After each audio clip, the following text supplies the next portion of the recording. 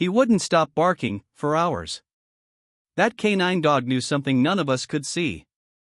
And when we finally went into the house, the secret we found inside changed all our lives forever. Welcome back to Auto Next Drive. Today's story isn't about machines or military vehicles, but about loyalty, loss, and a truth buried deep beneath the walls of a house and the heart of a marriage. Stay with me, because what starts as a police call turns into an emotional roller coaster none of us could have expected. It started on a rainy Thursday afternoon in a quiet town in North Carolina. Officer Dean Rourke, a 15-year police veteran, was called to investigate a missing persons report. Nothing seemed too unusual at first.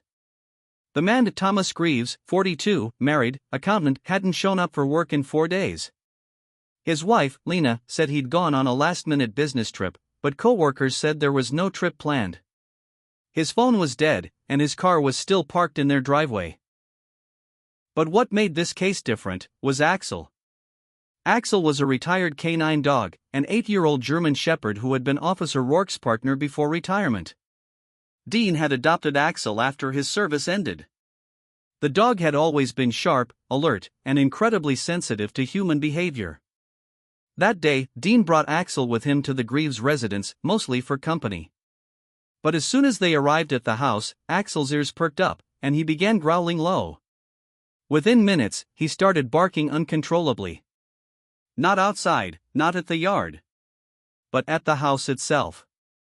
He clawed at the porch steps, paced along the walls, barked at the front windows, and refused to settle down.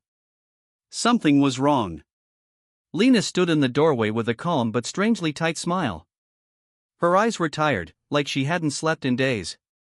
She insisted everything was fine. That Thomas had left after an argument and would be back. But as Axel's barking intensified, even Lena seemed unsettled. Dean asked to step inside. The house was clean. Too clean. The kind of spotless that makes you suspicious. No dust, no dirty dishes, not even a sock out of place. But it wasn't the tidiness, it was the silence that felt eerie. The kind of silence that screams something is being hidden. Axel barked again, this time louder, directing his energy toward the basement door. Dean looked at Lena. Her hands trembled. He never let me go down there, she said, almost in a whisper. He said it was for storage. Old paperwork. Nothing important. Dean slowly approached the door and turned the handle. The stairs creaked as they descended into darkness. A single light bulb flickered above. Axel bolted ahead, growling now, his nose tracing the cold concrete floor. He stopped at a far wall and sat. Dean followed. He scanned the area, noticing the faint outline of something strange on the wall. A different texture, perhaps recently repainted. Dean knocked once. Hollow. He knocked again. Then he saw it. Faint scratches on the floor near the wall. Like something had been moved. Or someone. With Lena's trembling permission, Dean called in a full forensic team. What they found behind that wall wasn't a body. It was a room. A secret room, soundproofed and locked from the outside. Inside were old files, journals, and a chair facing a series of monitors. The monitors showed feeds from cameras that had been hidden around the house. In the kitchen. In the bedroom. Even in the bathroom. Thomas had been spying. On his own wife. Lena collapsed when she saw the evidence. It wasn't just surveillance, it was obsession. Pages and pages of journal entries about her, what she wore, what she said on the phone, who visited the house when he wasn't home. His handwriting grew increasingly erratic, paranoid. Scribbles of "she's hiding something" and "I need to know everything" covered the final pages. The story took a darker turn. Behind one of the false panels, police found a laptop, encrypted. After digital forensics unlocked it, it revealed dozens of emails to anonymous users on deep web forums. Thomas had been venting, sharing fantasies of control, even discussing plans for what he called total truth. It turned out that his business trip had never happened. Surveillance footage from a nearby gas station showed him walking down the road with a duffel bag the night he disappeared. But he never left town. The trail eventually led to an abandoned cabin just outside city limits. There, police found Thomas alive, disheveled, and completely broken. He was living off-grid, convinced Lena was plotting to hurt him.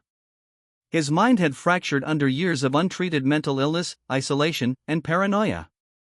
He hadn't run away. He was hiding. When Dean brought him back to Lena, the reunion was anything but joyful. She wept, not out of relief, but out of heartbreak. "I didn't know," she said through tears. "I thought he was just stressed. I thought he was tired. I never imagined he was unraveling." Thomas was taken to a psychiatric facility where he began receiving intensive treatment. Doctors diagnosed him with severe paranoid schizophrenia, likely worsened by stress, isolation, and his obsessive personality. Lena filed for separation not long after. She visited him once, just once, and told him she still loved the man she married, but that man had disappeared long before he left the house. The town was shaken by the story. But the one who emerged as a quiet hero was Axel.